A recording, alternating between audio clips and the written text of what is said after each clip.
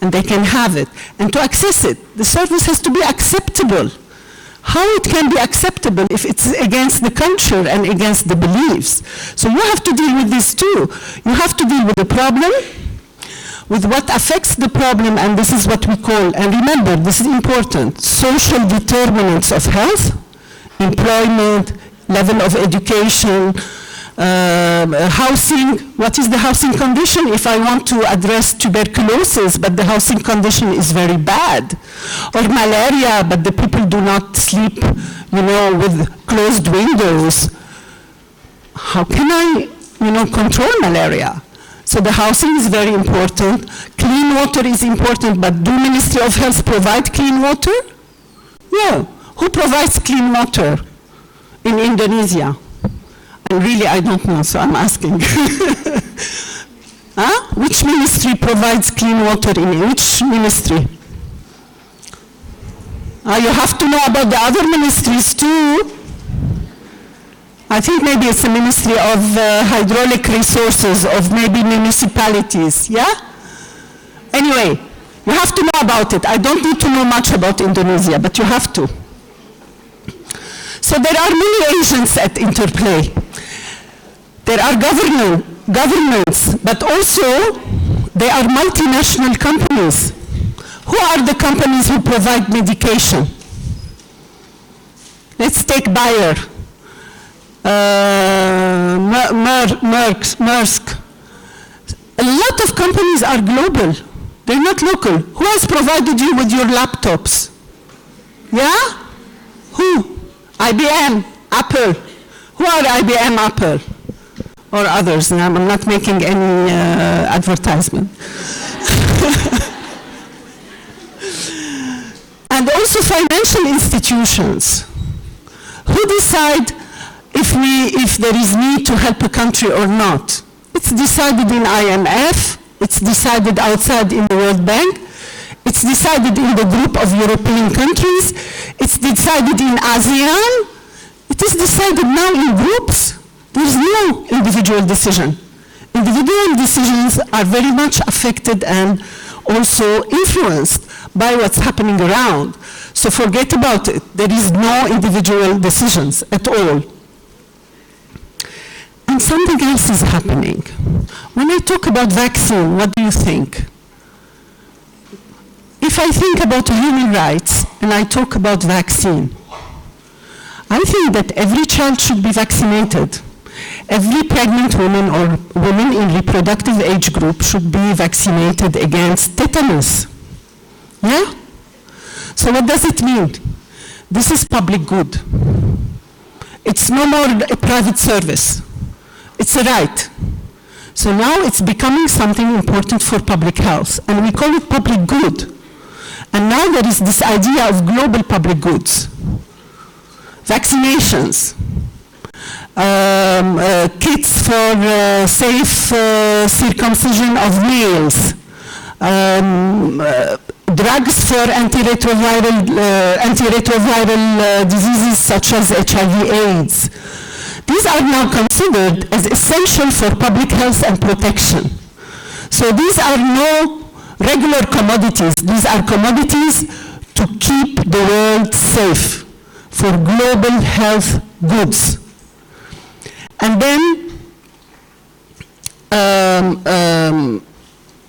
now you can see that even in health, this element of globalization is applying. So it's not only about globalizing economy or globalizing industry or globalizing any other of the telephone. Telephone lines are very much globalized, but it's also about globalizing health. Next, please. Why I'm looking at you? I know she's the one, yeah? So, what happened to health in all this? Anybody has an idea? What happened to health? Health as a global issue? Health as a public good? What does it mean? What it means is now that health is in the economic agenda. Believe me, that even the Minister of Finance in Indonesia will be worried about health. And has to take it into consideration. Health costs a lot. You go to the hospital and you have to pay a lot of money, unless you are insured. But even the insurance has to pay the money. Somebody pays the money. And the cost of health is escalating because of technology, because of people are more aware, so they are requesting health more. They want to have more medical treatments, and they want to have the best treatment. So the cost is coming up, up, up, because the research costs money to have these new technologies. So in this sense, does it affect the finance of health? It affects. Does it affect the national budget? It affects. So even the finance minister has to be aware about health, financing of health, how to make efficiency of the health system in order not to be in economic trouble. I will talk about geopolitical agenda later because I have an example. It will be difficult for you to understand it now because it's about a new concept. It's about using health as a power for partnership, as a power in diplomacy. And I'm very happy that you are thinking about a health diplomacy course. So there is a geopolitical agenda. Why ASEAN come together?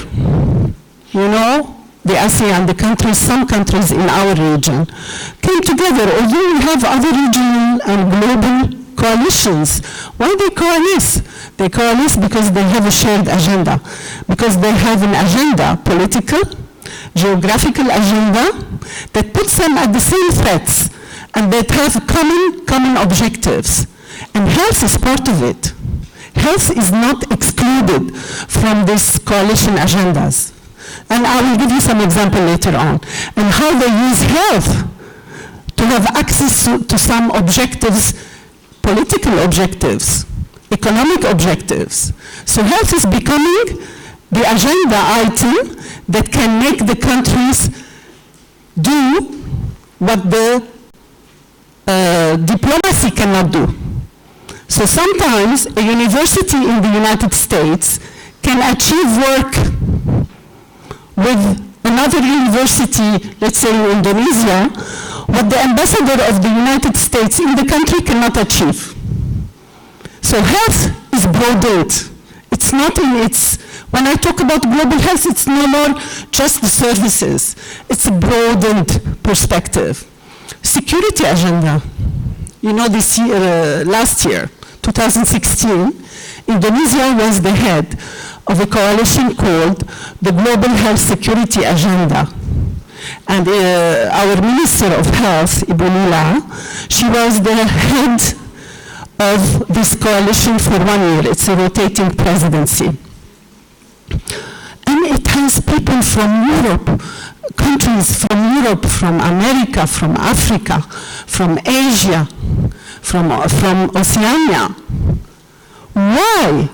Why they want to come together and talk about health? And why health is security? You know what happened in Ebola? You know how long it took? You know that the whole system, socio-economic system in Liberia has fallen apart because the health system has fallen apart. People were dying, young people dying. There was a total disruption of the social contacts, total disruption of work, total disruption of all the sectors, just because of the health issue. So, the agenda, the security agenda is very important, because if you have disruption of sectors in a country, the problems of security are very high. People don't have income, people are poor, people are hungry. Internal security and external security is threatened. I talked a little bit about the domestic and foreign policies, and I will talk about it later in the examples. And then also, have you heard about Bill Gates? Yeah? Okay. Have you heard about Mr. Bloomberg? What does Mr. Bloomberg do? You heard, but you don't know what he does. Okay, I come this way now. Be careful. What did Mr. Bloomberg do? He's the ambassador for WHO. He was the mayor of New York at very, very important times. He's a multimilliardaire. And in his mind, we need really to address health. So you see, even the ones who are rich and very famous, except Trump.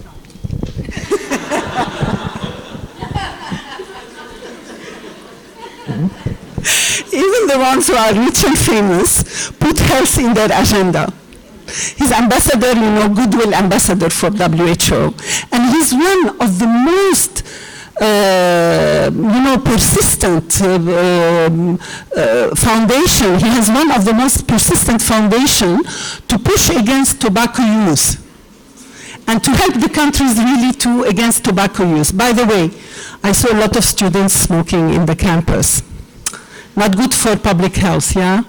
Not good for the faculty also to allow it. So please discuss with the rector and tell them that universities, especially because of young students, should be smoke-free, even in the gardens, yeah? People can smoke outside the university, not in the university. We have to start giving these values around us. We are here, it's a precious moment that you can make a difference also in your university, don't forget that. Okay, so just to tell you, some people, even if they are rich and famous, they want to do good. And to do good, health has a very positive value. What best than health? Nobody will say no to health. So they will be able to do good everywhere. Now, this is about charity. I talked about the different sectors. Climate change. Health is at the receiving end of climate change. So whatever happens because of climate change, the drought, the scarcity of water resources is going to affect us. Climate change also makes the vectors, you know those vector-borne diseases, like malaria, and like dengue, which is one of the most common vector-borne diseases here, and we have a very nice little kitten who is coming for the lecture.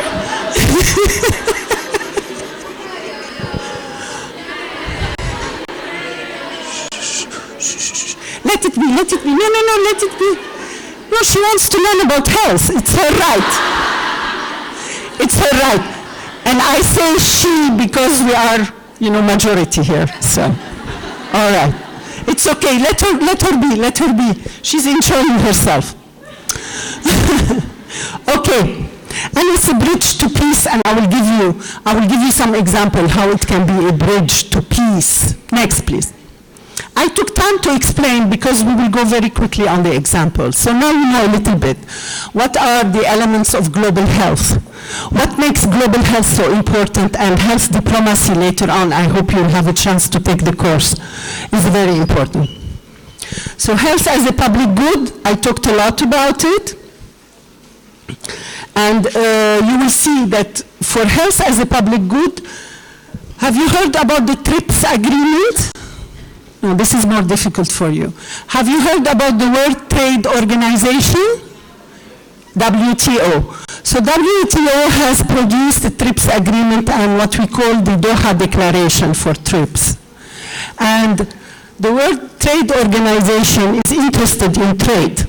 But the public health people said trade, and if you are going to have very high what they call the intellectual properties of some drugs, because companies do research and development and they produce drugs, and they want to sell them at very high price. So, what the TRIPS says, that for everything that should be sold, the rights, intellectual property should be preserved, and the price is going to be decided by the agent who is providing the drug. In a nutshell, this is it, but it's more complex than this, so if you have time, look at it.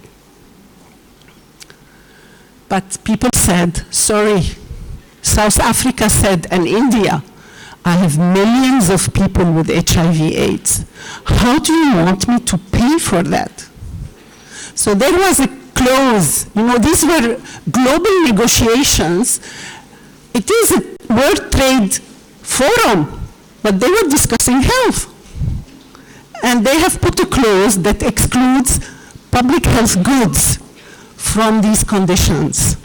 They were very much adamant to really make it clear that that health is a human right, and you cannot put a price on health. It should be available to everybody. So you can see it's in all trade agreements. It's in all, health is in all sectors. Next, please. Right, I want to give the example of China.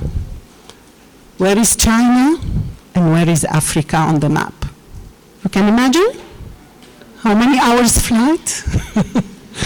It takes me 19 hours to reach Beirut, my town. So you can imagine China to Africa. What brings China to Africa? Economy, trade, financial investment. This is their primary interest, not philanthropy, but how can they make it happen? They feel they have a social also duty, a social responsibility, and a human responsibility, not only to invest in the economy and to take the benefits, but as you take the benefits and you are working in a region, Africa, and some African region, that is really underserved. They don't have enough services. So they say, in as much as we are working here and taking advantage of these trade agreements, we want also to give back something. They want to be nice to the people, so the people will open up and approve more investments. What do? What they have done, they have built since 1960 a long history of health diplomacy. This is one element. You give doctors. Africa doesn't have doctors. China have billions of, I don't know how many doctors, but billions of people. So what do? You just bring the doctors to help. So since 1960, they were working on this program, and this program has opened up for them a lot of doors for economy exchange, for trade exchange, for many other exchanges. So, and they have expanded their program for Africa specifically in 1994. And if you remember, if these countries do not have investment outside, they cannot make their prosperity anymore. The world is one. And for this, they have provided 20,000 medical staff treating 250 million patients in 1 year. No, not in 1 year, until 2009. From 94 to 2009. And they have constructed health infrastructure, clinics and hospitals. And they also brought Chinese volunteers to Africa since 2007. And the Chinese Navy medical ship was launched in 2010. It has 500 beds and 8 operating theaters. And they work in Africa. So you can imagine that this is also one entry point to other countries to make more collaboration and cooperation and to open up the cooperation for trade. One example. Next. Next. China, again. So China, for example, is a member of different multilateral, we call them multilateral because they have different people from different places coming together, different countries coming together, different institutions coming together. And also some of the multilateral bodies. WHO is a multilateral body because we are represented, we are serving, or our governments is the member states, what we call them. That means the countries who are member of WHO. So China is a member of WHO, World Bank, ASEAN, Shanghai Cooperation Organization, Global Fund, and UNAIDS. Is the presence of a country important there? Yes, it is. Now some people are feeling very hot, and the ladies are going like this. Just bear with me. It will be some time, yeah? But let us see what we can do. All right. So, why it is important for China? Big country, a large number of people, a country that is almost self-sufficient. Why it's important for them to be in WHO? And in WHO, they have one vote, like my country. My country is 3 million people. They have one vote. We have China and Lebanon. One vote each. But then, why it's important for big China to be in these places? Because this is where decision-making is done. Decision is no more done at individual country level. They can influence what is happening globally. And they are also members of bilateral organizations. They have 300 cooperation agreements with 89 countries. They also support South to South, and I will tell you a story that we faced 3 weeks ago in Indonesia.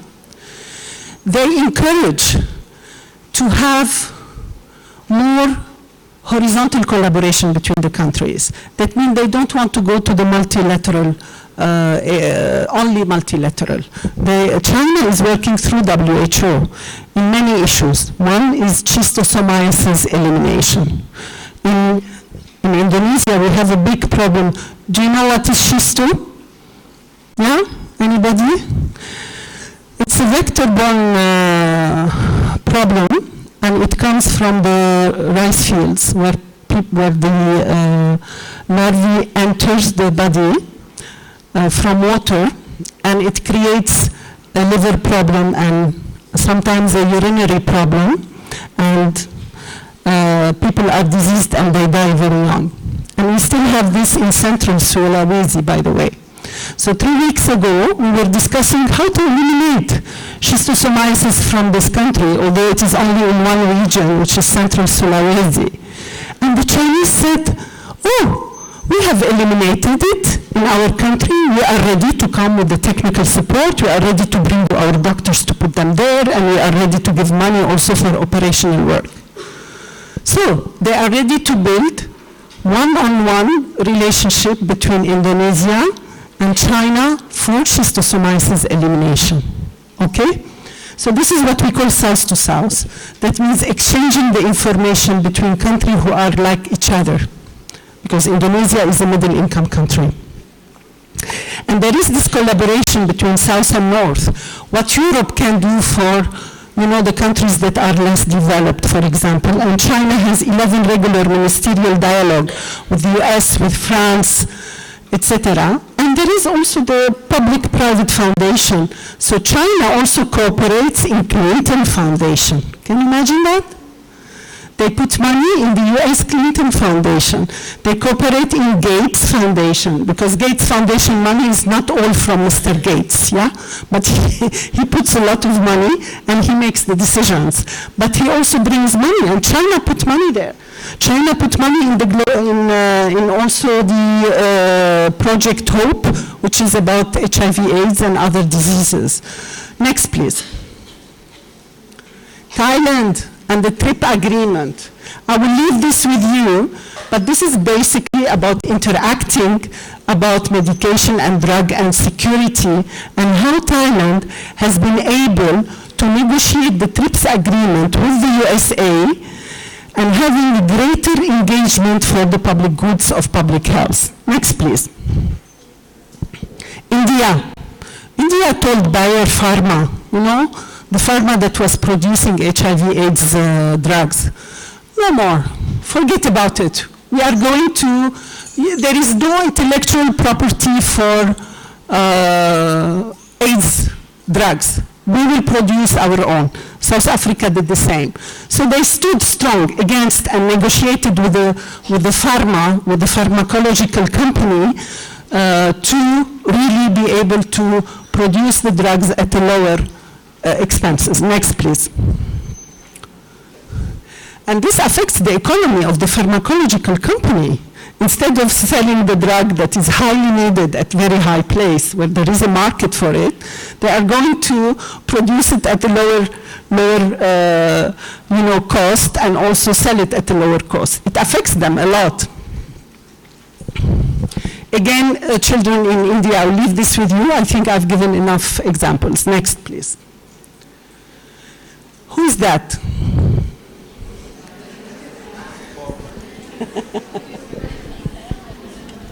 You don't know? Who is that? Her name. Name. Siti. Oh. Okay. This is one of your former Indonesian minister. Did she understand that health is global? Yes, I tell you, she understood. That was during the recent pandemic situation about influenza. Have you heard about this? Anybody? Yeah? Yeah, our professor heard, but anybody of you? So, there is, for more than 50 years, a global network of influenza. What they do is they collect influenza viruses, the virus, from every country when there is a peak of influenza epidemic or outbreak, regular influenza, not the big influenza, the regular influenza. And they collect the viruses. And they give them to the pharmacological and to the vaccination production people to produce the vaccine for next year, because the viruses of influenza change every year. To be able to predict what virus is going to circulate next year, they can produce the vaccines at that time. So for 50 years, this has been working, until one day, Minister of Indonesia in WHO Assembly, Siti Fadila Supari in 2007, says enough is enough. We are giving you the viruses to produce the vaccines, but you are selling the vaccines back to us at a very, very high price. You remember, at that time, only Asia had a very high Asian influenza, H5N1, at that time, avian influenza. So the companies cannot prepare anything until they get the Asian viruses to prepare it. So she blocked them completely. She blocked the network. Nothing could be worked out. And she said, I want equity. I'm giving you the virus, you have to give me the vaccine at very low price, because I'm contributing to your research. And the others were saying, you are blocking. This is about health security. Indonesia is blocking health security. So there was a big, big, big debate. And it only finished in 2011. 2007 to 2011. Can you imagine? This is why global health is very important. It affects even the availability of vaccines. It's no more one country producing something, because these diseases are happening elsewhere. So this is the type of global health negotiations that we need to do, and it happens at the World Health Assembly, where you have all the countries, 199 countries, getting together. Next, please. Brazil is another issue. Next, please. You will have those, I think. I don't know if you are going to share them on a web page or something for everybody. Anyway, I just want to tell you, when we think about health, these are all the issues that we talk about. Now we talk about the cost of health. Look, if we talk about non-communicable diseases, you know what they are? Diabetes, hypertension, yes, cardiovascular diseases, and respiratory diseases. These are the four main killers. Yeah? They kill more than 70% of the, they are the reason or the cause of death in more than 70% worldwide. And in Indonesia, it's even more, to tell you. So they say that the economic loss globally is, if we don't do anything, the cost of inaction is 30 trillion by the year 2030. Why we take 2030? Anybody knows why the year 2030? Why this is a landmark here? Anybody knows? I will tell you later. Keep it a suspense. It will come later. So nowadays, a country cannot say, I have a cholera outbreak and I don't want to tell anybody. They just cannot do that. So what is important is that nowadays, if something happens in one country, you have to inform everybody because it becomes a big problem. Ebola. How did Ebola become a problem in Western Africa? Anybody can tell me? Why it became a big issue? And why, when we look at previous years, when they had Ebola outbreaks, they have been able to, put it off in 1 week. Why this has taken years? Anybody can tell me what happened? It's simple. Very simple. There was an Ebola outbreak. It started in Liberia. Okay, what happened? What was the cause of big outbreak in Western Africa? The country decided not to report the Ebola, to hide it. You cannot hide Ebola. It's like pregnancy. You cannot hide pregnancy, can you? So you cannot hide Ebola. Death rate is very high. It's a fatal disease and rapidly spreading, and it spread easily. So you cannot hide it. Monrovia or Liberia tried to hide it, and the consequence was a big epidemic. Now, what is the regulation that regulates not hiding the diseases, that regulates that every country should report the disease? Do you know? Regulations? Anybody? You are tired, yes? I talk too much. We call them, and they are here, in orange, here. Yeah? We call them the International Health Regulations. These are regulations, and this is one of two compulsory treaties for health. The decisions at the World Health Assembly or at WHO that happens with 199 country agreeing, we call them, anybody knows other than Dr. Adik? We call them resolutions. These are voluntary agreement, consensus agreement. The countries agree to do something. But there are two compulsory agreements that we call them, these are like treaties, like the World Trade Organization treaties. The only health treaties in the history of health and history of WHO. One of them is the International Health Regulation. A country is mandated to report any threat perceived for health, because diseases and threats and events have no borders. What is the second treaty? You'll get a gift from me if you know. Come on. Come on. You can Google. You can Google. What is the second treaty? I'll give you time. I'll give you time. So you can relax a little bit. Google. What is second health treaty? Yani compulsory agreement among the countries. One is the International Health Regulation. I will not give gift for this. I told you about it. Come on, Google. And the first one who knows, just raise your hand. I give you 2 minutes.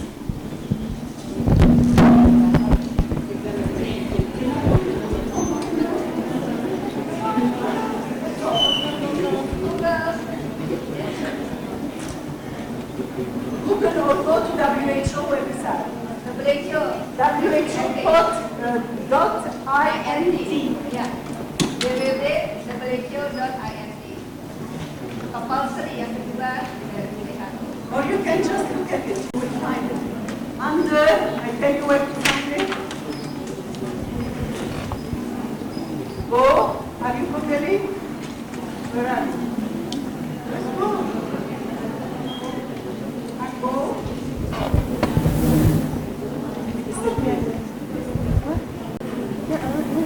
Okay. Get a nice gift from WHO logo. Not today, I was standing. No, I didn't know about it.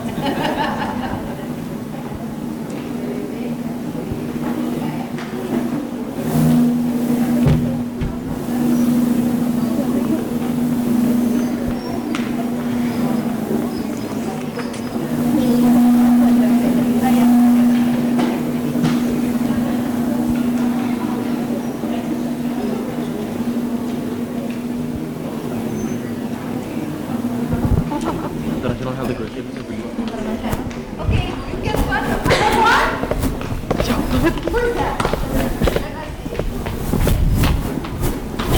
Can you write it down? Don't say anything, just write it down on the paper. Write it down. Don't say anything. I'm excited.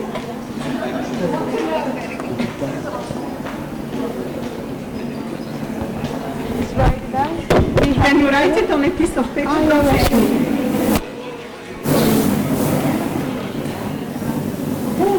She's fantastic! Power to women! Yes! Okay. Can you tell them?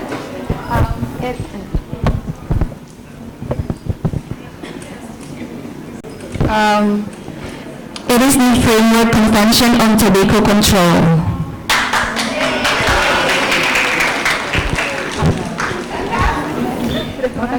This convention is not a convention that is compulsory.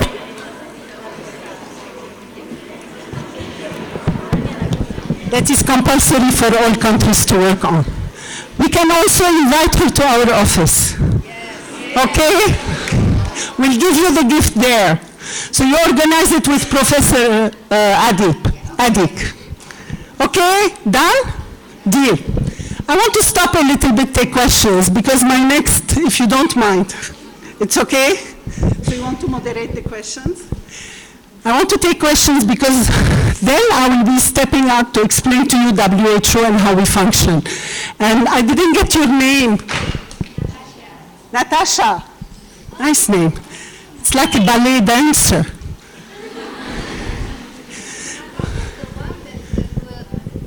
I told you before that Natasha is the one who is going to present as a WHO representative in that MUN conference.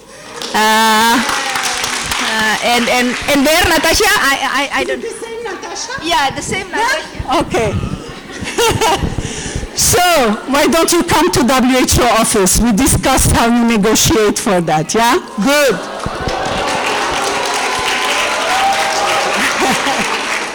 But, one condition. When you come back, you tell everybody about it. Okay, so let me take some questions. I'll hand it over to the chairman. And one thing is that we still have two topics to discuss. WHO, I hope you are interested to hear about WHO. And the second topic is about sustainable development goals. And these are bread and butter for us until year. You bring him with you, Natasha. He says 20. What's your name? Okay. Two from this office. From office. I think you are in the office. Okay, from the faculty. So this is why 2030 is very important. 2030 is very important. It's a time where all the countries have to deliver specific goals. I'll talk about them also. So I'll hand it to the chairman to moderate the questions about what we have heard so far, because more is coming. Thank you. Okay, thank you. So now it's the sessions for the first discussions. It's a great opportunity. You have listened some of the important issues One is human rights, social determinants, geopolitics, and other things. And I'm sure you already have some issues that you would like to, get the feedback or answer. Please do so. Please mention your name, just your short name, because we hardly remember the long names. Just your first name, and then your affiliation in terms of the field of study. For example, Rini from epidemiology and that kind of things. So please, yes, let me collect 3 to 5 first questions, and please slowly explain your name, your field of study, and your questions. Please, the first one, yes, over there, and also behind it. 1, 2, yeah, and then from the top left, that's the third one. Where's from the, yeah, and you, the fourth one. Okay, let's start with the, in the middle, the microphone. That handsome gentleman. Yes. Good evening, Dr. Jihan. My name is Fajar. Good morning. My name is Fajar from Public Health Science, and I have a question. How important is the global economic growth for the global health, and what are the effects for global health efforts if global economy is collapsed? Thank you. Okay, thank you, Fajar. And my name is Fajar. Fajar, yes. Okay. And the next is the lady behind you. Are you planning to have also on the WHO visit for the one with the best question? Yes? It should be. So please give a very good questions. Maybe the third person can come if you have really a very tricky question. Tricky question. Okay. Please continue.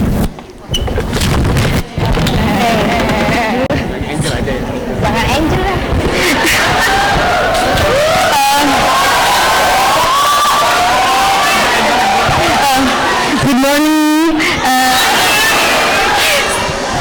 Okay. This must be special. My name is Suprani Rahmawati, but promoted with NGO. Okay. As you know, you are the representative, WHO representative to Indonesia. So it's mean you know the condition and situation in this country. You have been in charge in your last year, right? Yes. So I want to ask you, what kind of difficulty you have found in Indonesia in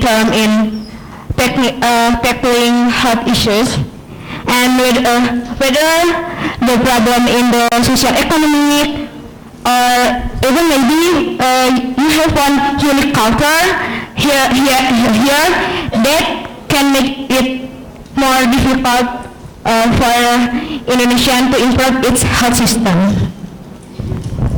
Okay, thank you. So basically, she's asking about the challenges being a WHO representative in Indonesia, about the health or probably other issues in Indonesia. Okay, so that's the second. And then the third one is on the left side, on the top. So remember, there is an opportunity to be invited to the WHO office in Indonesia if you ask tricky and important questions. Hello, my name is Permata. Yeah, I have two questions. First is about in about health, there's a main point about health in MDGs. I want to ask, can you explain why in SDG there's only, they combine all the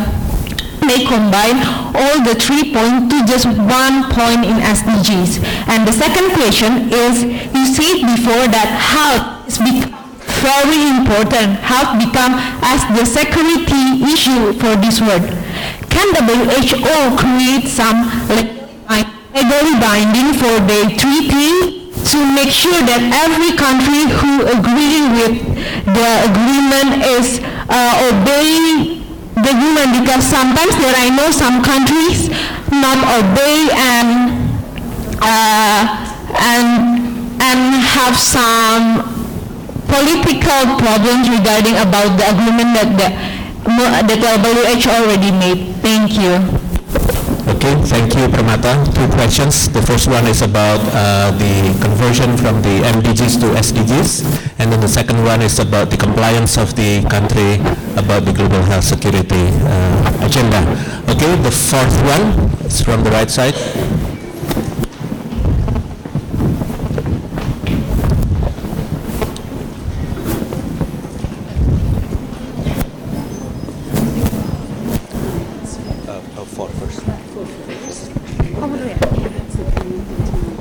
Good morning. My name is Dila.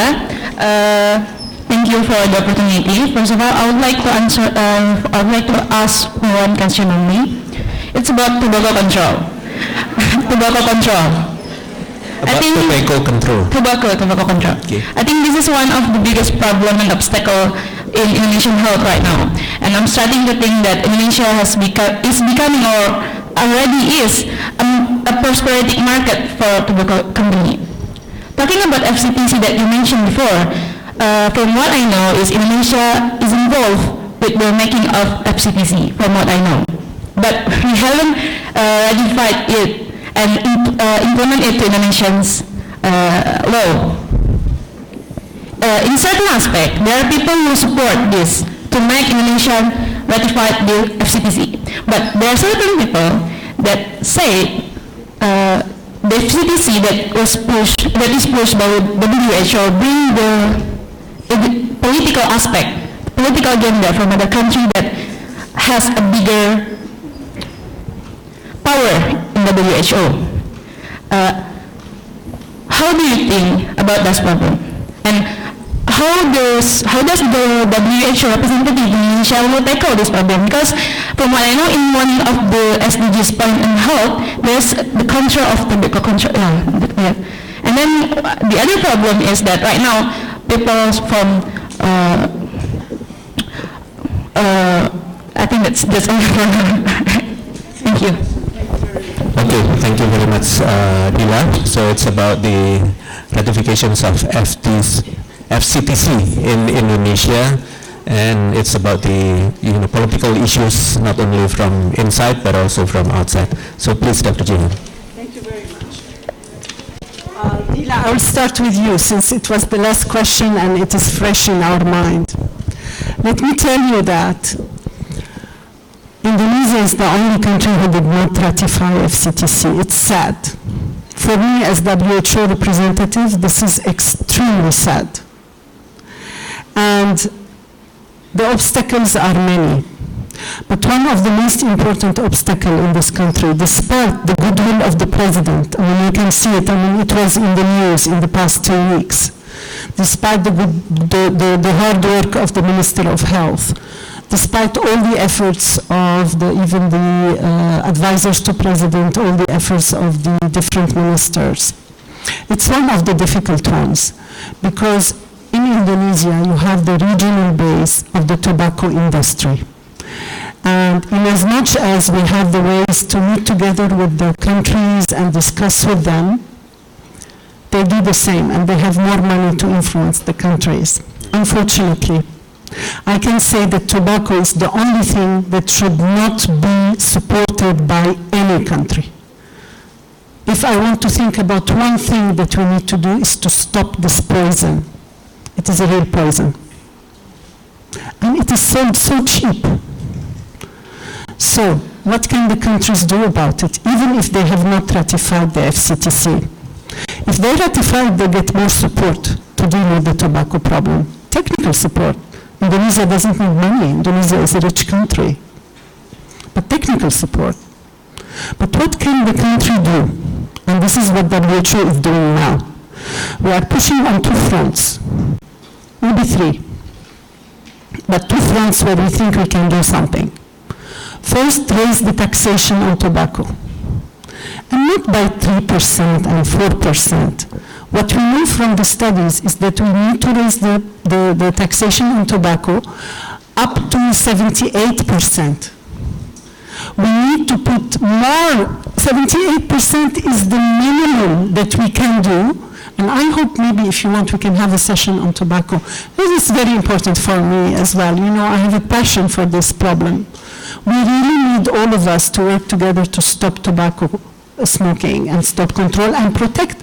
We have people as young as 5 years old who are in the social media smoking.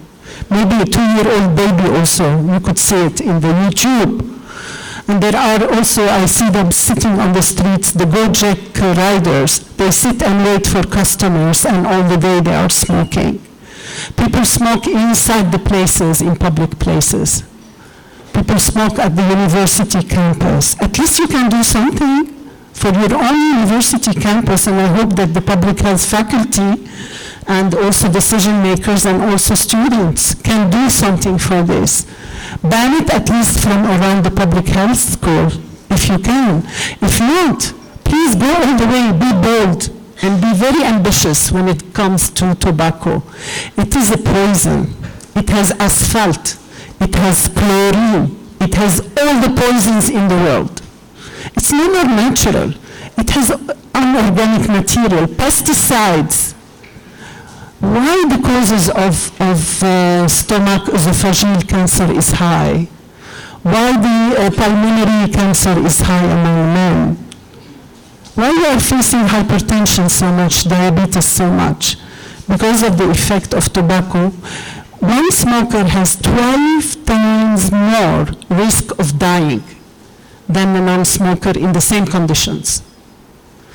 And before dying, how many people have COPDs? How many people have obstructive pulmonary diseases and they have to go to a hospital?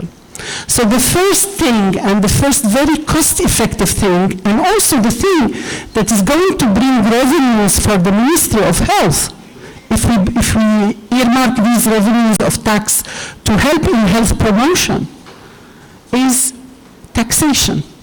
So taxation, taxation, taxation is the only instrument that can make a difference. The second thing is advertisement. The tobacco industry is so unscrupulous, so unethical. You work in ethics, doctor. So unethical that they sell the cigarette to the children. And they don't even sell it, they give it free. They get them to be addicted. They stop them in these big, young gatherings, and they just provide the cigarettes. It's unethical. You don't push people to be addicts. It's worse than the drug addiction. Those who are addicted to drug, their numbers is very low, and they are illegal. But tobacco is a legal drug. And we have to stop this. And the only way to stop it is to really work hard together to really voice a public opinion and a public concern. Now, those who think that people cannot do anything about it are wrong. You can do a lot. Start by your university and you can do a lot. So thank you very much for the opportunity to talk about it. For me as a WHO representative, it's frustrating. Because I cannot tell them, FCTC is legally bound, you have to apply it. It's easier when I was in Iran or when I was in Oman, but not when I'm here, because it has to be voluntary. But we can make them to make voluntary decisions. We do investment studies with them. We have to translate this into money, because as we know, maybe the finance minister has more pressure and power than the Minister of Health. So we need to empower the Minister of Health to go with numbers. with money talking, so she can influence others and she can really help for this. So this is part of what we are doing, but we are doing much more things. We are building also a social coalition, coalition of NGOs, coalition of those who are working to help in this situation. So Dila, this is what we are doing. Is it Dila or Nila? Dila. Dila, not like the Minister of Health. Okay.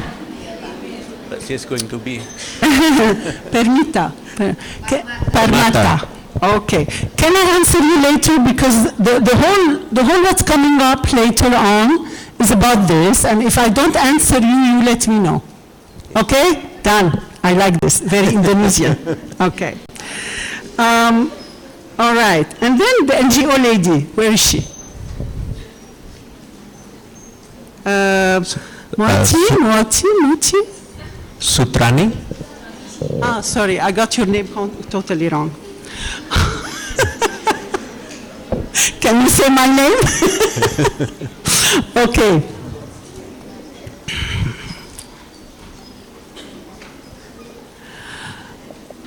The difficulty in Indonesia, let me tell you one thing. You are lucky. You are very lucky. I've been to other countries. Services are almost for free, they are offered. There is now a whole movement, what we call universal health coverage, and this is essential in the SDGs. Everybody, remember the rights? Everybody has the right to access services. Equity becomes important. I have the right, you have the right. It's not because you are sitting in Papua that you should not get the services compared to those sitting in Jakarta or in Kuningan, where I am. So in Kuningan, I can have the most sophisticated situation, but if you go a little bit further at the periphery, in Java even, there is sometimes problems in service availability to start with, but access. So the timing of the services has to be in a way that people can come. If they are in their work in the morning, they can come. You cannot come if the services close at 2 p.m., the primary services. One example. But there are many other issues. So what the country has done, and I say you are lucky, is that they have got in 2014 a very ambitious program. And the program is about universal health coverage. And it says, every single person in Indonesia has to be insured, and they are building this up. Up till now, you know how much coverage we have in Indonesia? Huh? Up to 70%, fantastic, you know about it. So the hope is that in 2019, they will have almost 100% coverage, almost. This ambitious. 2019 is in 2 years, it's tomorrow. But they are working very hard, and it's a very complex issue. It's not easy. So I'll not talk about it. It's all about financing health, very complex, and I hope you have some financing health elements in the curricula as well.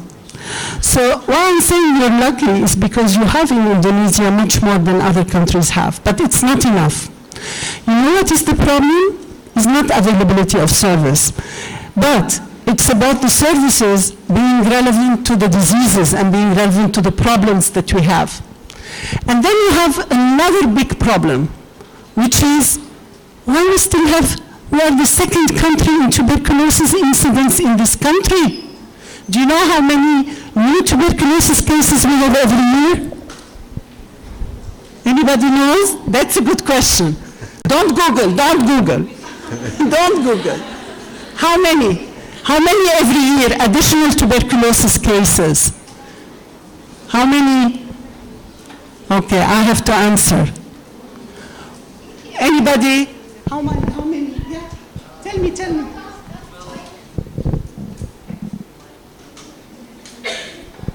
If I'm not wrong, my guess is about 48,000, or is it? You are very optimistic.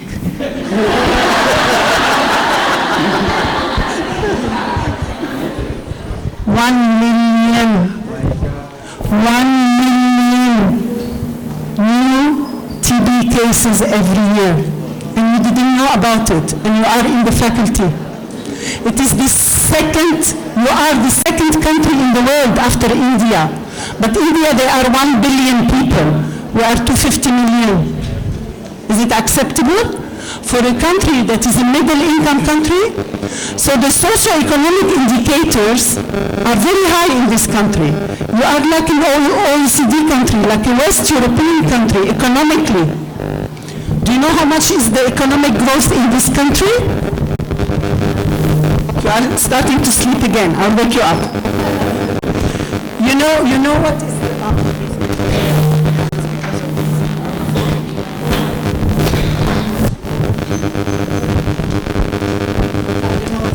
Anyway.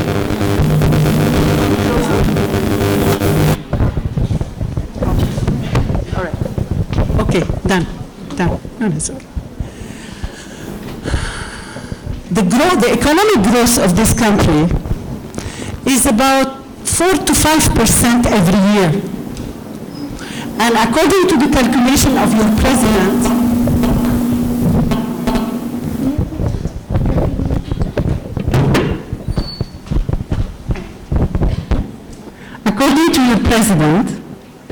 in the year 2030, everybody's working to the year 2030, Indonesia will become the fourth more powerful economic force in the world.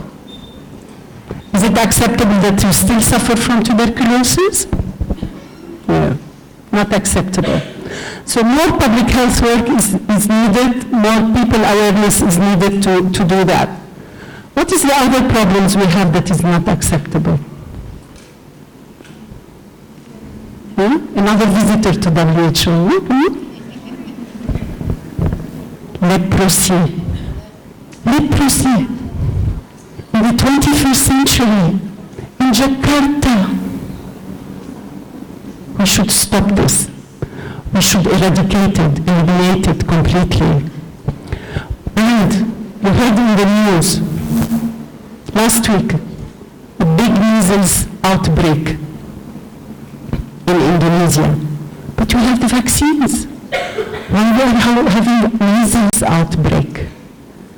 That means that our services are not doing their job. Not acceptable.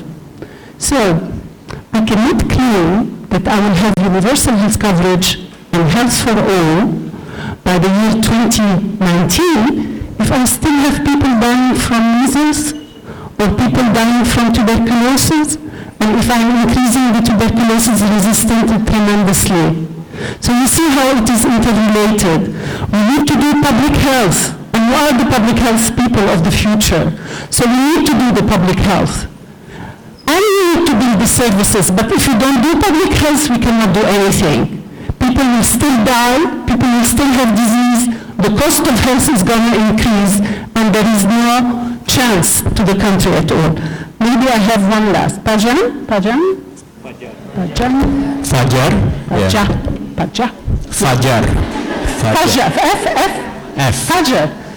It's like the morning, yeah? Yes.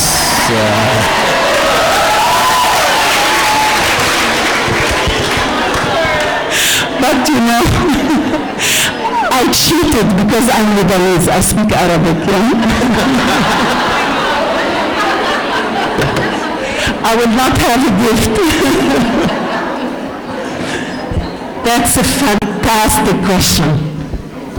Can we say he's our winner? Yes? We give the boy a chance.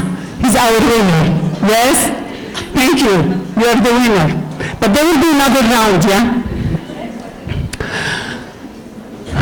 Economic growth. I'll give you an example of Indonesia. In Indonesia, as I said, you have high economic growth. You are a prosperous country. You're not a poor country. You are almost upper middle class, but you are now middle class country. Yeah? It is a fantastic country where you have industry indicators are very high. Imports, exports indicators are very high. Economic growth very high. If you look at your indicators, you are not a prosperous country. You cannot even believe that this is the same country we are talking about. You cannot believe that this is a country that has so nice economic situation, but at the same time you have more than 360 women dying per 100,000 people, per 100,000 pregnant women, 360 dying every year. And what do we know as well? We know that all women, all pregnant women are going to deliver with somebody who is, able to deliver them. We don't have women delivering in the bush or delivering with traditional birth attendants in this country. Not the country of health services, we're the country of primary health care. So what's happening in the primary care? What's happening in the hospitals? Why women die in childbirth? We have to ask ourselves these questions. And this is what we do in WHO. We ask questions. And we tell them to do the things, and we bring people from outside, and we don't do it by force. Well, if they don't want to listen, they don't listen. But the way we do it is we give evidence. We give evidence of action. If you do action, you're going to do that much. You're going to save that much lives. You heard about the depression, eh? Last week we had the big campaign on depression. So nobody thought that depression is important and suicide is relatively high. But you have to talk about it, and it's extremely. You know how many depressed people are in this country? You should know. We did the campaign last week. It's about 9 million. And when I talk about depression, it's not like, getting up in the morning and feeling not going to the course. Or feeling not in the mood to go shopping, or like feeling tired. It's not depression. This is a mood. Yeah? We're talking about real depression, people who need medication, who cannot attend to their functions, who are very, very sad, who feel that the world is dark and they cannot do anything. And it's organic. It's something can be done with. Something can be treated. So you see, in Indonesia we have double burden of disease. I cannot say we are in transition in health, because we are not. We have not dealt with major diseases that we need to deal with according to our economical status. Malaria. Well, we have malaria. We shouldn't have malaria. We shouldn't have TB. We should stop HIV from increasing in a very rapid way. So what we need to do is really to work together. Then the effect of collapse of the health system. Collapse of health system will bring collapse also of many other sectors. What happens is that when a country cannot manage by itself, there is a global system where the other countries come to help. So as we have seen in Ebola, we have had help from all over the world. So it is not a WHO response, it was a UN response, and Europe brought people, CDC Atlanta sent people from America. So it becomes like solidarity we talked about. You don't leave the country suffering alone. You bring in, what is needed. What is happening now, Syria, Yemen, and other countries who are in shambles, who are in conflict. They cannot do the work themselves. There is no governance, there is no more state. So what's happening is that people from outside send the needed humanitarian aid in terms of mobile hospitals, in terms of doctors. We have heard about Doctors Without Borders, Médecins Sans Frontières, and other organizations all will come together to help. So this is when things happen, when everything collapses, okay? So, shall we continue? Yes, please. So with these questions, at least you're challenging So her, we have one, but also you're challenging yourself, because that's the future. Not the He's on the questions list. right now, but we still have another probably 10 minutes, if you agree, for to wrap Be up. very fast, Yeah. because those who will visit WHO will come and discuss about WHO, yes? Yes. Yeah? Okay. Okay, so please continue. Yeah. Now, we took time, it was important to understand the system, how it works, and now just we will go very quickly. Next, please. When you have so many people coming together, and so many interests, and so many economic interests, so many countries wanting to do something, WHO works as a very good platform harmonizer for everything. So when we channel our concerns through WHO, we are also able to give good decisions and get the agreement of the countries. So this is why we work in WHO. We work with the executive board, we work with the World Health Assembly, these are our governments, and also this is just a photo from the World Health Assembly. Next, please. Go back. This is Dr. Margaret Chan. She's actually our Director General, but she will finish in June. She will hand over in June to a new Director General. She just spent 2 terms in WHO, and she had difficult moments. Influenza, Ebola, just name it. It was not easy for her. Next, please. So let me talk very quickly about what is WHO and very quickly about the structure, that you can go to the web page and you can know more. Next, please. WHO is the only health authority globally. We are under the UN, but we are not like the other UN agencies. We are a specialized agency. What does it mean? I have another difficult question for you, by the way. I'm preparing my questions. What does it mean? It means that we are not seated in New York. You know, the NFPA, UNICEF, and the others are in New York. This is good for you to know, because you'll be, defending the country. So, we are seated in Geneva. Why? Because we have a different governing body. The Director General of WHO is not appointed by the UN Secretary General. It was Ban Ki-moon, and now I don't remember his name. He's from Latin America. Mr. Guterres? Maybe Mr. Guterres, but I'm not sure. I have to Google. Okay.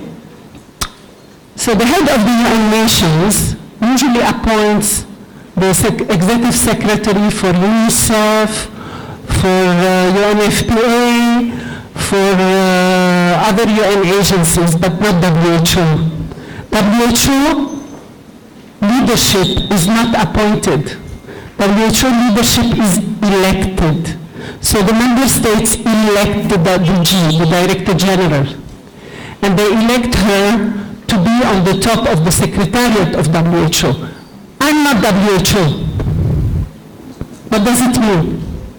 It means that I am the Secretariat of WHO.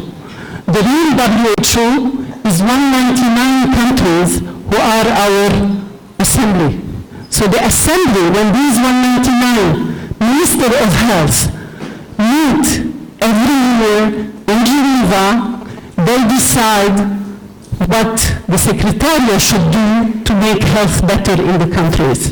And the countries decide what they should accept to do and how they cooperate with WHO to make health better in the countries. It's a good win-win situation, because my life is easy. My health minister, Professor Nila Malo, will go just in a few weeks to Geneva. She will listen, she will contribute to the decisions and to make the resolutions. She's coming back with a resolution. So I'm happy as the head of the agency. She already accepted to work on these problems. She already accepted to work on universal health coverage, on TB, on malaria. What is my job? Anybody knows? My job is like an advisor of health. I have to help her to know how to implement it. Okay, she accepted the decision. Fine. Now, how to put it in practice? So, we decide with her what is needed for Indonesia. Indonesia does not need money. Indonesia does not need, just for us to make meetings. Indonesia needs that we bring exchange of experience from outside. Sometimes in high technical areas, we bring the technical people to help discuss and find local solutions. So my job is to help the Minister of Health to find local solutions for the global decisions. And here how to align the health in the country to meet the goals and the indicators and the targets that are decided from outside. Okay, it doesn't end there. There is another issue. We have also regional bodies. So I have to report to my regional director about the work of WHO.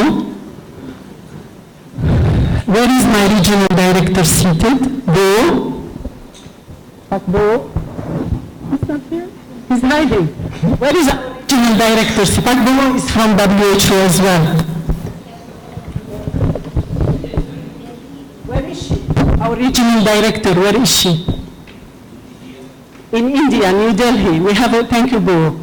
We have a regional office there, and because this region is about 11 countries, and Indonesia is one of them. It's true it's only 11 countries, but it is about 45% of the population that WHO deals with, because we have India with us. Thank God we don't have China. We have India with us, and also we have Indonesia. So Indonesia is the second biggest country in our region, what we call the Southeast Asia region. All right? So this is about what I want to say there. And our partnership is not only with countries. Countries do the decisions. I cannot do anything if the country doesn't decide. But I help the country to decide. I do advocacy. I give arguments. I give evidence. That's my job. I have to give evidence. I have to do evaluations. I have to do surveillance. So this is what we do. And we don't work alone. You will not see me going alone to the field. I support the minister. I go with the minister. You will not see our people going alone to the field. They are going to support the groups in the Ministry of Health to do the job. And we don't work only with the Ministry of Health. We work with BAPENAS. What is BAPENAS? The planning body in this country for everything, not only for health. And why it's important that I work with BAPENAS as well and do the same as I do with the Minister of Health? Because they deal with all sectors. Because health is in all sectors. And we need to make sure that health is in all sectors. Now, the details, you can read them. We work with NGOs, like we are working for tobacco with NGOs, because there's no other way to do it. You have to do it somewhere. So we find ways. We have our tricks. Next, please. Next, you don't need to know this. Okay, these are very important. The 6 functions of WHO. Do. We provide leadership on health, and this is what we do at all levels of the organization, in Geneva, in New Delhi at regional office, and in the country. Okay? And then what do we do as well? How do we know? How do you know what is the level, for example, of lead in water that is acceptable to drink? How do you know what is the level of pollution, air pollution that is not acceptable at all? How do you know this? Because there is a lot of normative work that is done at different levels in order to put the norms and the standards. So evidence is very important for us. We support research and evidence, and we provide the direct technical support to the countries, and we do monitoring and assessment. Next, please. I took more than 10 minutes. Next, please. I'm not going through this. You will have them, and please read about WHO, because it's the only global health authority. We are an authority, so if WHO representative says something about a country, it's taken very, very, very seriously. I have to be very careful all the time, not to say something wrong. Next, please. Next. These are some examples, and I talked about most of them. Communicable diseases, next. Non-communicable diseases, see the hamburger? How many of us eat hamburger like this?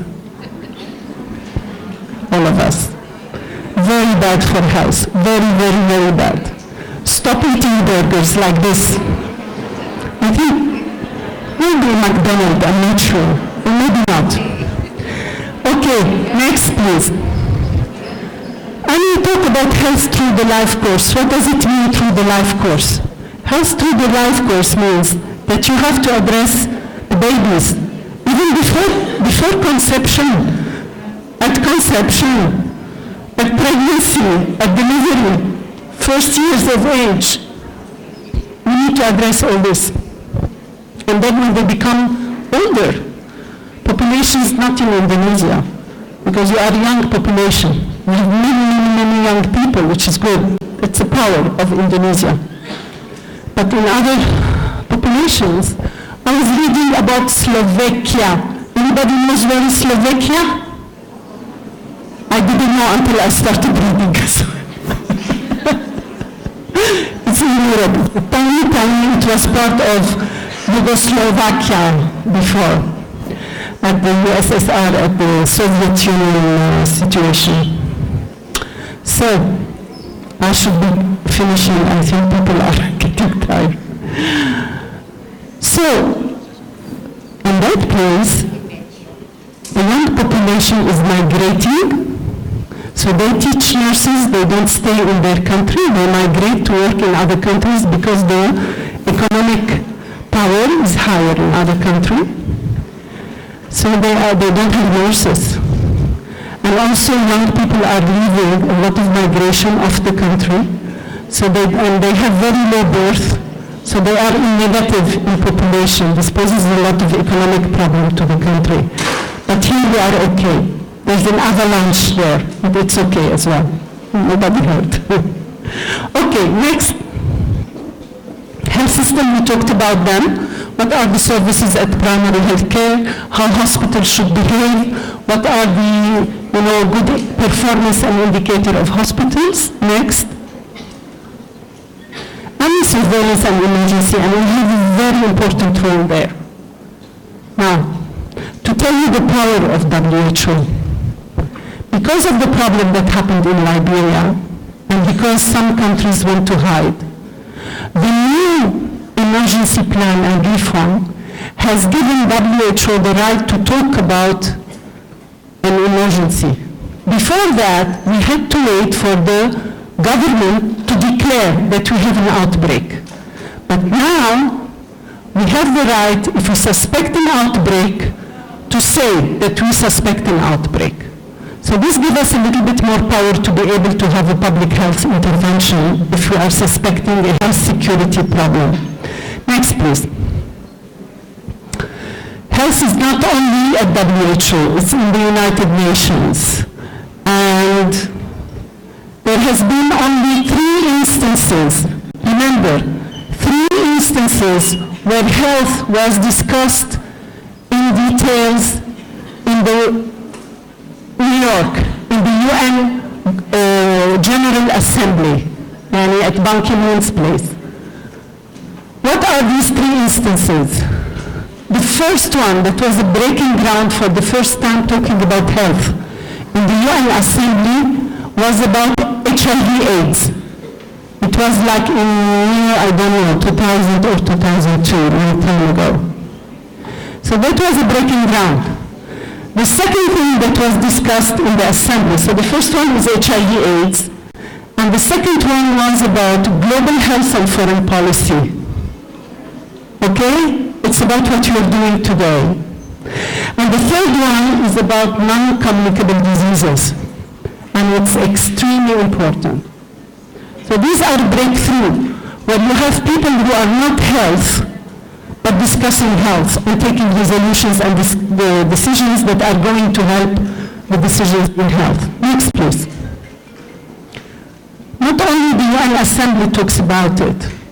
The politicians, have you heard about G20 and G7 and G8 and 77? These are groups of people, groups of countries at high level, at president level, who work together, and they have health in their agenda. So you can see Angela Merkel here. Who else? You can see the previous US and Italian leadership. Next, please. And we have what we call now the BRICS, which is another group of people. I will not talk about this, it's something else. These are countries that are having a rising development, like Indonesia, like Brazil, India, where they have a rising economy, but they have specific problems like persistence of communicable disease that they need to deal with. And these are politicians. These are not health people, they are heads of states, politicians, but they discuss health. Next, please. And this is the Islamic Organization of Islamic Cooperation that you know about, and Indonesia very active into it. Next, please. What else? Bill Gates. Foundations, private people take interest in health, and they go around and say we want to talk about health, like Mr. Bloomberg, Mr. Bill Gates as well. Here he is in Nigeria trying to negotiate the polio problem, where we need to really eradicate polio and we have problems in Nigeria. So he's sitting with the leader of one of the provinces there, and he is also a religious leader. Next, please. SDGs, for those who asked about it. Now, you asked why the 3 SDGs are becoming one. Actually, it's one goal, but it is 17 targets, okay? And I don't know how many indicators. And if you look at them, they are all there, okay? The novelty is that when we talk about universal health coverage, like the way we talked about, we talk about not only giving the service or covering by insurance. It's not only financing mechanism, universal health, it's quality of care, it's better maternal child quality of care, it is zero HIV. So we have a goal also, zero HIV by 20, zero new HIV. Yeah, what we have, we cannot disappear. But zero transmission by 2030. And we have a lot of these goals that say NTB, no more transmission by 2030. So you can see that it covers everything that we need to do. But the nice thing about it that it brings it into a cadre, a framework where all other sectors have to contribute. Now, even if we have one, which is the SDG 3, you can see the heart, yeah? But health is in all other SDGs. If you take poverty, poverty is the first SDG, reducing poverty. But health, if you don't have good health, you cannot reduce poverty. So we have some mechanisms in health that also address the issue. Like we say, work on social determinants of health, SDH. We have a program about this. Please read about it. How to work on social determinants of health to be able to help poverty. If I don't help employment, education, how can I eradicate poverty? Next, please. So the idea of the SDGs is not to leave anybody behind. Everybody has the right. Next. Next. Okay, so this gives you the idea where is health in the SDGs, yeah? Next. Next. Next. SDGs are a good base to facilitate, to bring finances as well. So if we have agreed on this agenda, everybody, the strong and rich countries as well as the poor countries are going to work together for this. And this also brings financing for the poor countries. Next, please. What are the takeaway messages from this? There is WHO, there are all these groups, but there's nothing like national ownership. If the leadership in Indonesia is not strong, the health leadership is the one to lead the agenda of health in the country. WHO supports. We're not as important as your Minister of Health. So we bring some support. So national ownership and leadership is very important. Planning for SDG is very important, and I'm going to meet, you know the name of the head of your SDG person in Indonesia? Now you can take a gift for this one. What is the name of the SDG chief in Indonesia? Come on, guys, SDG lady, SDG, chief of SDG in Indonesia. Okay, bring me the name in 5 minutes. Okay? Now, we need to also promote transformation. What is transformation? Transformation is simple. We need to change the way we do business. It's not about only giving vaccine, but it's about giving it in a good condition. It's really giving it in a way that everybody can access it. And also going beyond the technical issues to more people-centered care now, or people-centered interest. Frankly speaking, if I want to talk about people-centered interest, it's going to take 3 more sessions to not talk about it. But there are some elements in this presentation when you have it.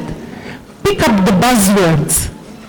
People-centered care is a very important buzzword. We need to know more about it because this is the modern approach to health in all countries. Next, please.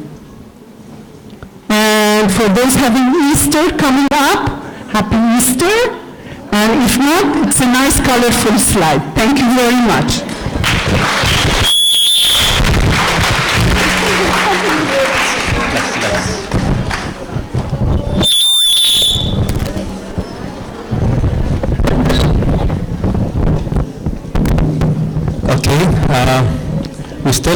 We still have about 10 minutes for the discussions. Oh, fantastic. So I saw some people raise their hands before. So I'd like to have, what about like 3 questions from each wing? So you can raise your hands as many as possible. Raise them and keep them raised. No more questions. So how many? 1, 2, 3, 4, 5, 6, 7? So she has the liberty to pick even more than 3, but make sure that when you ask questions, you make your statement very brief. That's it. For them all? Yeah, we're going to skip here too. Some of them can be answered very quickly. Okay, so please, How many you want? You are the chief. I'd like to have, let's make the deal in between. What about 5? Okay? Okay. Or 6, I'm sorry. 2, 2, and 2, right? And I promise, and we had a discussion, that we will continue to come if there is any, question to be asked later on, of any interest. So I hope it's the first but not the last one. Yes. We will have more opportunities of her lecture in the campus in the near future. So I want you to raise your hands because to make sure that you are very serious to ask questions. But I just want to make sure that there will be more sessions like this involving more faculties, not only public health but also others, okay, in the near future with the other topics. Okay, so let's get the 2 questions from here. Let's get from the middle with the dark shirt, and then on the back in the middle. Okay, that's 2. Okay, and also from this, let me get 1 from the left and 1 from the right. So okay, with the blue shirt, yes, you. That's the first one, and then the second is from here.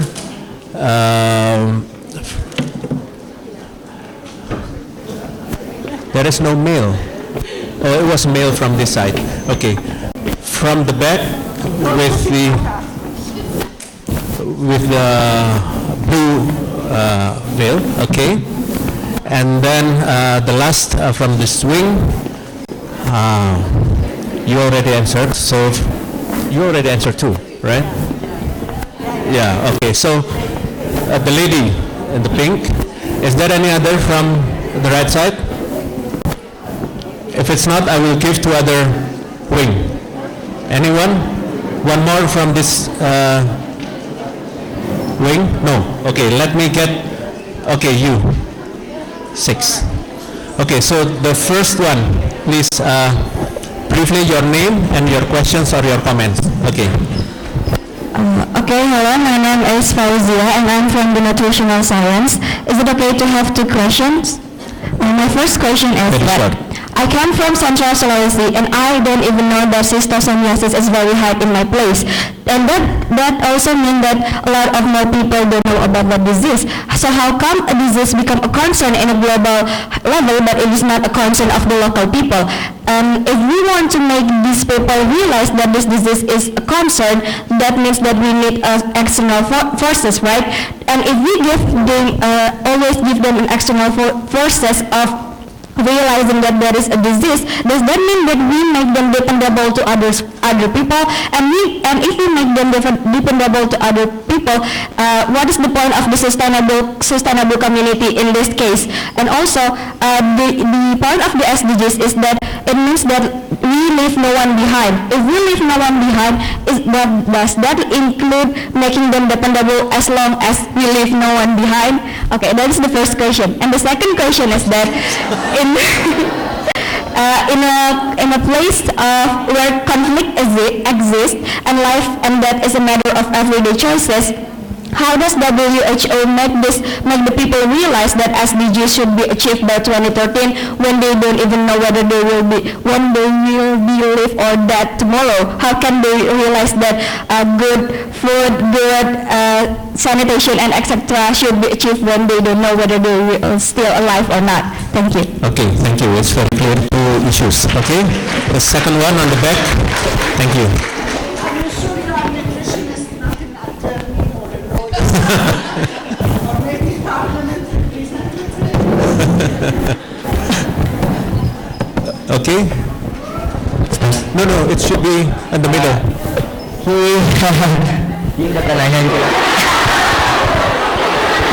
This question is in my hand. Okay, and Okay, so I have the three questions. I'm sorry. I will make it clear. I will make it simple. Yeah. The first question is, it is about the chemical attack in Syria. your name, please. Oh, I'm sorry. I forgot it. My name is Manik. Manik. Yes, Manik. Okay, the first question is, what the WHO has done for the chemical attack in Syria? Chemical attack. And then, Syria. the second question is, I'm sorry, I forget it. Okay. I think tobacco is the only one crops that we must ban, because I do not look at all the obvious benefits of the tobacco. But unfortunately, marijuana that has clear benefits in the medical field actually banned in the world. So, if you can choose, what will you choose? What will you ban, tobacco or marijuana? And then my third question is, it is about the health system. We know that health is a public good, and we see it, and if we see it as a human right, I think the government is obligated or has a responsibility to pay for their citizens to remain healthy and whatever their illness is. But the goal is to make their keep healthy and then come the universal health coverage. But we cannot deny that health is also our duty. It's also our duty as individuals to keep ourselves in order to stay healthy.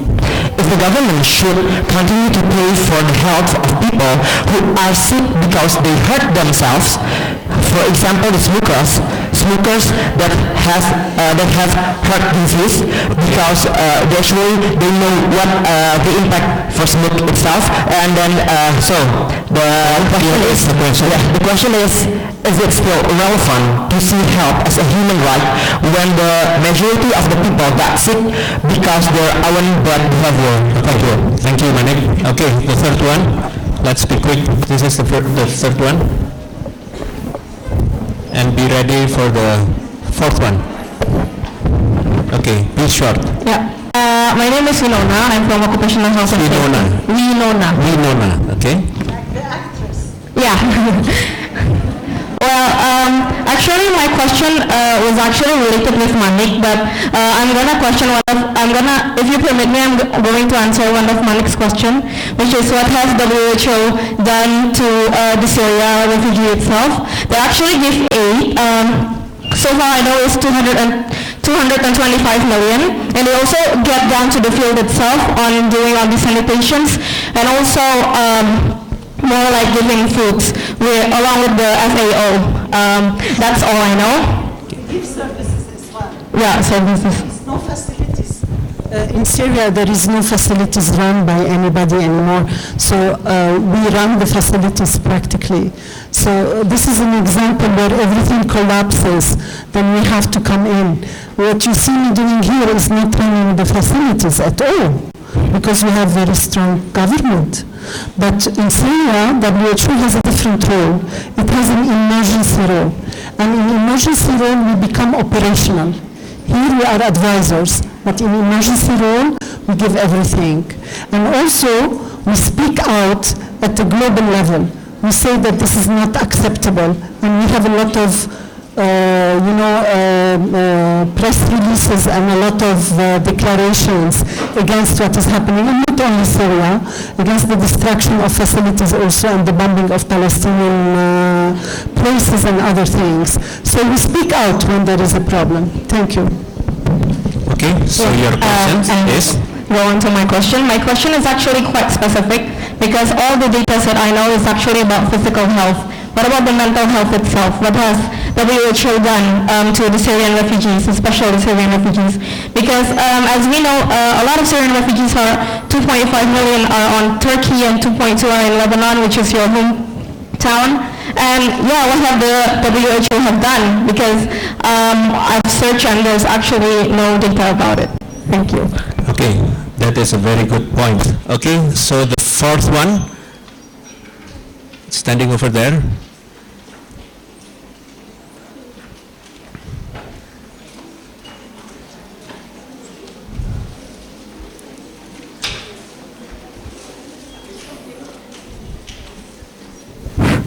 Okay, good afternoon. My name is Rahma. I'm from environmental health major. We know that climate change is the global problem nowadays.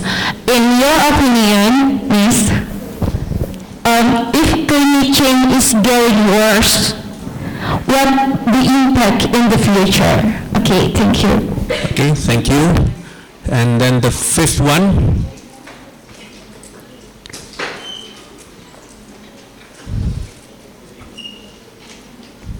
Here.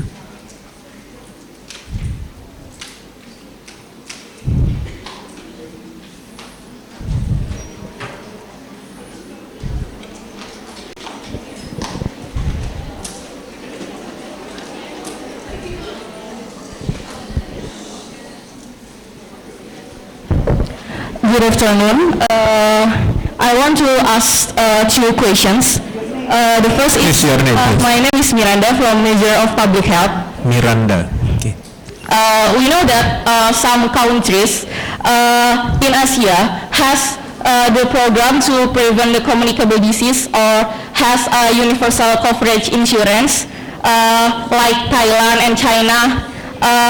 They can increase their health status by even they are still become a low and middle income countries. Now, I want to ask you that, so how is the strategies in Indonesia to allocate the GDPs in our country, even we still become the developed countries to allocate the GDPs for increasing the health status like Thailand and China did. So, and the second question.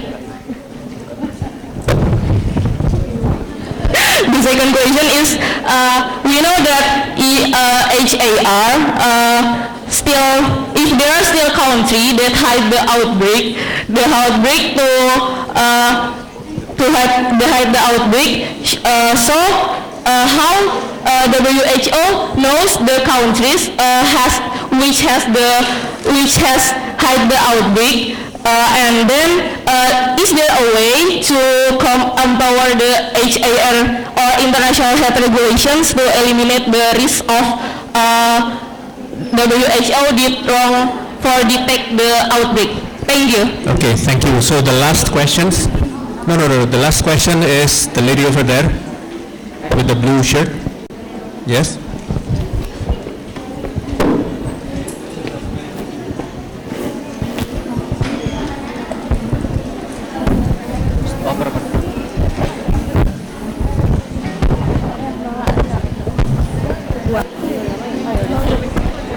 Okay, thank you for the opportunity. My name is Dara. I'm from Public Health Science. Actually, according to the indicator of SDGs 3.31 in reducing number of new HIV infections of uninfected populations, well, all I want to ask is there any specific program to tackle this HIV problem in Indonesia? Actually, what does WHO did? Then, if we see that actually there are so many factors in Indonesia, such like culture and so on. Thank you. Okay, thank you. So we already have 6 questions. Well, 6 people who ask, and I think it's more than 6 questions. Please use the time. Okay, thank you. I'll try to be very quick, yeah? And also we will have winners. Okay? Now listen. We'll start by the last one. Dara? Okay. Thank you for the question. Yes, there is a big program on HIV/AIDS, and there is a big money that is put also from the Global Fund. This is one of the 3 programs of poverties that we deal with: AIDS, TB, and malaria. I'm very surprised you don't know about it. And really, this makes me think that there is not enough health communication. There's not enough information for health circulating. If you are in the specialty, if you are in the heart of information, every day the professors are bombarding you with information, but you are not hearing about HIV/AIDS in this country, then we are in trouble. I can tell you. And it's good for me to know, because I will take it back and tell them, guys, you have to talk about it. Yes, there is a big program. I don't have time to tell you about it. But maybe this is something, it's a disease of the young people, so it's something maybe we want to talk about later on. So, I'm not going to talk much about it, but open up also the webpage of the Ministry of Health itself. How many people have opened the webpage of Ministry of Health? Webpage of, no, show me the hands, show me. Not many. How many WHO? Many. Start by your own country, okay? Open up the webpage of the Ministry of Health and know what's going on. And tweeting. Have you heard about Germas? Have you heard about the Keluarga approach? Tweeting. Minister is tweeting every day. Put yourself on Twitter. How many are in Twitter? Oh, not good. Okay, because you will hear a lot of information there. Better than Facebook, believe me. Okay. So, Miranda. Where's Miranda? Yeah. Okay. Asia and allocating financing resources to health. Yeah, that's the question. Do you know how much is the allocation for Indonesia? It came up from 3.5%. No, I'm talking now not about GDP, because GDP is around maybe less than 2.6 or something. I'm talking about the percentage of budget for health from the public budget. It came up from 3.5% to 5%. Not enough. And we are telling the Minister of Health, this is not enough. We need more money. You need to reach at least between 8 and 12% to be able to really give the right care for the people and the right services. But it's not only about allocation of money. It's about how much from this money is going to prevention. How much? Not many. We're going to give a gift for those who speak behind my back. Yeah. No, I'm joking. All right. Now, I want to say another point, very important. Health is not only about health budget. Health is also about the other sector's budget. When you have a better transportation, you have people going better to the healthcare services. You facilitate access. When you have a good telecommunication, you facilitate access also to healthcare. So everything we do in the other health sectors that are not health, we call it, do you know what we call it? Do you know what we call it? The benefits that we get from the other sectors and other investment that are not health, what do we call it in public health? This you should know, it's public health. Huh? Can I hear it? No, that's a gift. That would be a gift. Can I hear it? What do you call the benefit that you get from other investments than health in improving the health of the people? This is not about the health budget. It's about the other investment that are not health. Investment in education. If you have educated women, you will have better health of the children. This is what we call the social determinants of health. So when we have this benefit, there is a technical term of it. Do you know what it is? Huh? Can you speak in a mic? Externality. Is it externality? Partnership? It is partnership, but there is a technical term of the benefit. Benefit, we're talking about measurable thing. We're talking about measuring health. Remember? Okay? I tell you what it is, because it's really something interesting, and I want you to look at it. It is what we call the health gradients. The health gradients. It's what you gain in health and in expectancy of life, in life expectancy, that is not related to direct investment of health, related to investment in life conditions, by education, by employment, by other social determinants of health. It's very interesting, you need to know about it. Try to think about it. Maybe the postgraduate part can think about it.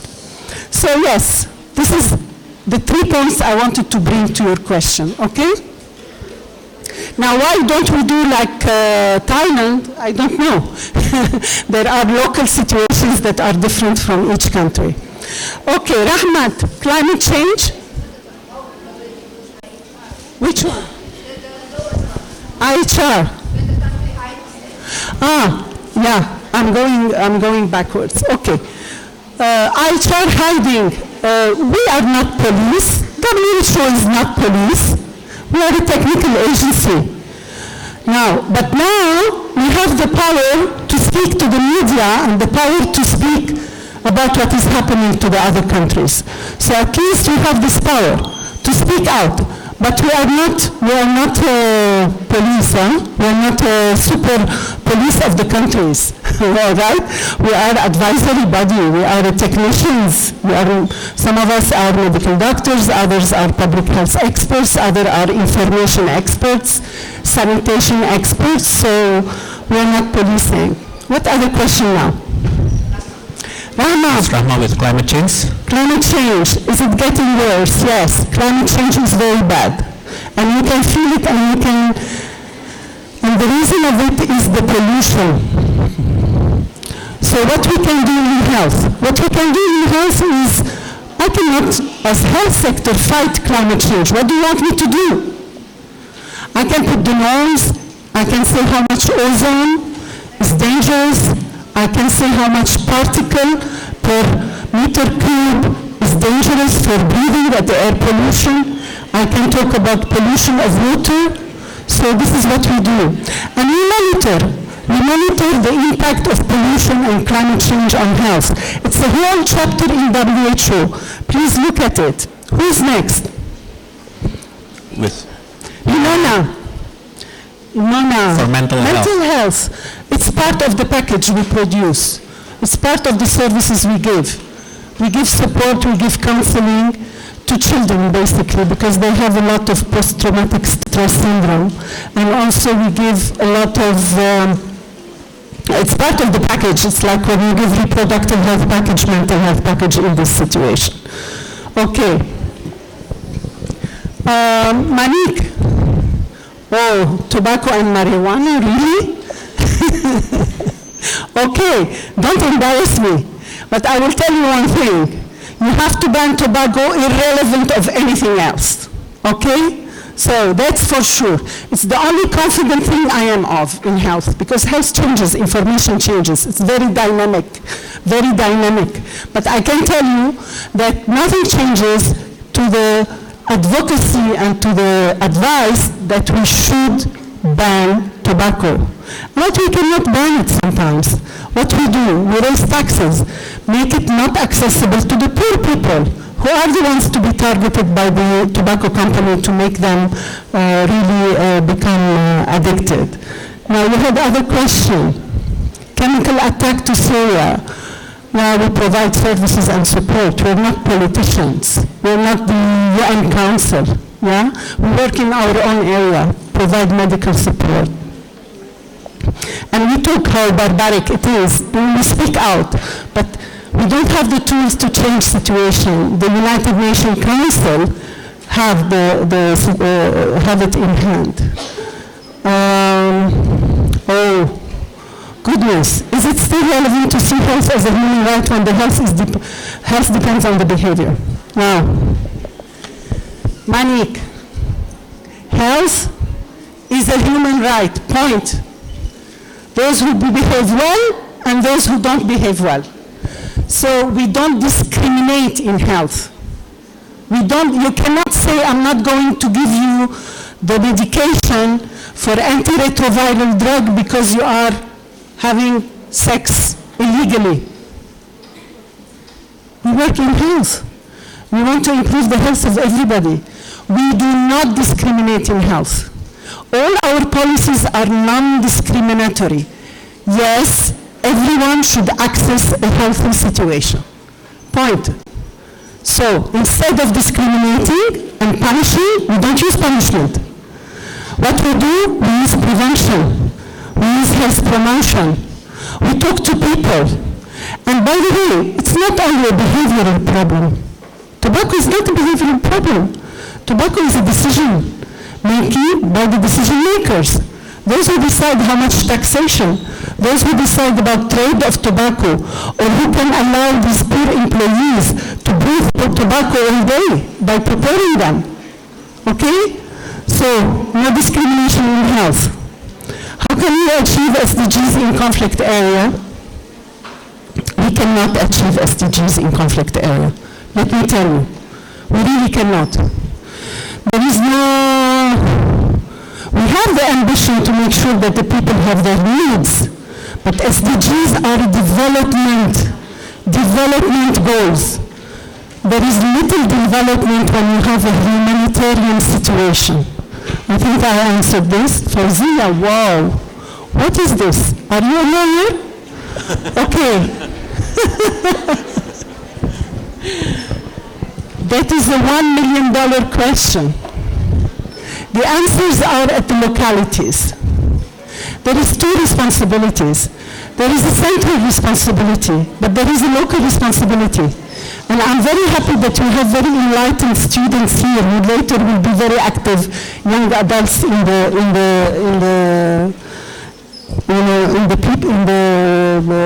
community.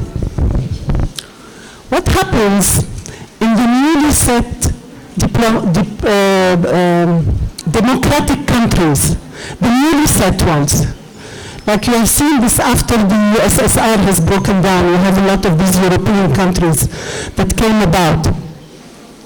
They have a booming in growth, in economic growth, but they have very fragmented care because they are still learning about community participation.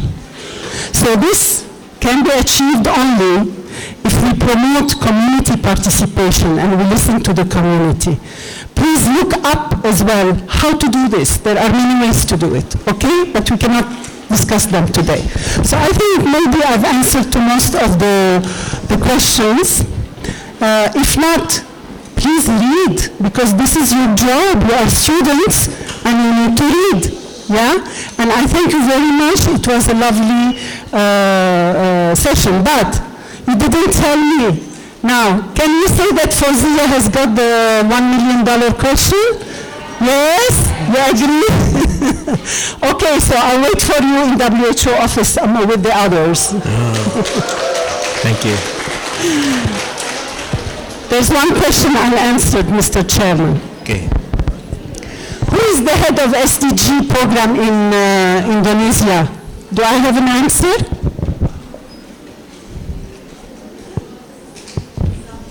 Come on, there will be big winners.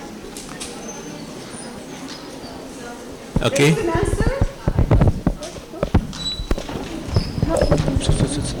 Oops, sorry. Yeah, go ahead. I'd like to try. I kind of like Googled it, but I don't know if it's true. Is it Sofyan Jalil?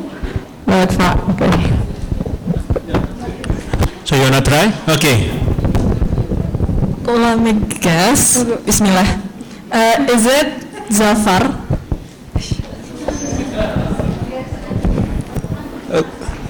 Here. I'd like to try Nurhayati Ali Asegaf.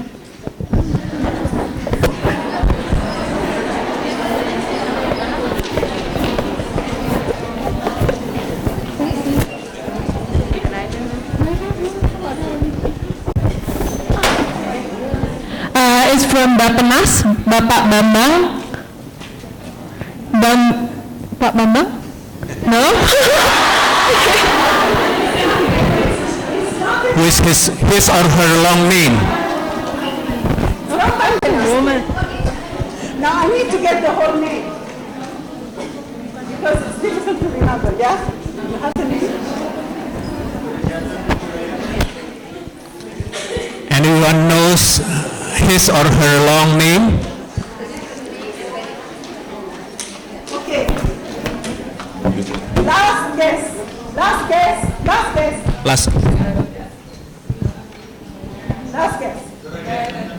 guess. Is it Aminah Muhammad? No. Let me ask WHO staff. I will have to offer her a coffee at the office. Ibu Nina Surjanani.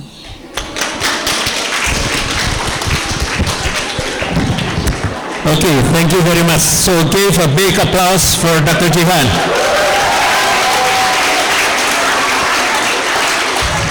So this is the end of the sessions, the lecture and also the questions and answers. So please be quiet. Please be quiet. So we have a very great opportunity, very precious speaker from WHO, a representative in Indonesia, and there will be more opportunities. I hope you open your minds that there are a lot of opportunities to work together. So this is not only a public lecture that gives you information, but there are a lot of opportunity for you to work together with WHO in Indonesia and globally to force, the public health issues for the public, not only in Indonesia but also globally. So without further ado, I would like to give the sessions back to the MCs. I know some of you have classes at 1 p.m., so please be patient. It would take long because we're going to take pictures with Dr. Jihan after this. Basically, in the health world, she's a celebrity, so won't miss the opportunity to take a picture with her. But before, we would like to give you a little gift. I would like to please request Professor Adeyubo to give the little token of appreciation. Aww, so sweet. We have a batik, a mug, and also a Universitas Indonesia goodie bag. And okay, I don't know how to thank the existing WR. This is a small token from the former WRs of Myanmar and Nepal. Please accept it wholeheartedly. Thank you so much. Thank you so much. Okay, please remain seated. So we would like to ask all the lecturers, Prof. Nasrin, and also probably Ms. Indira, if you want to take pictures together. with also Dr. Jihan, Professor Adigubo, and Professor Wiku to take a picture together. Yeah, first we will take a picture of you guys first, and then with everybody. And everybody, please, comb your hair, wear your lipstick so you would look better in the pictures. Take out your mirrors, brush your hair, fix your hijab and everything. Okay. Yeah. Okay, so we would like to ask you to stand over here and face this way. Camera girls, please take the picture from this side.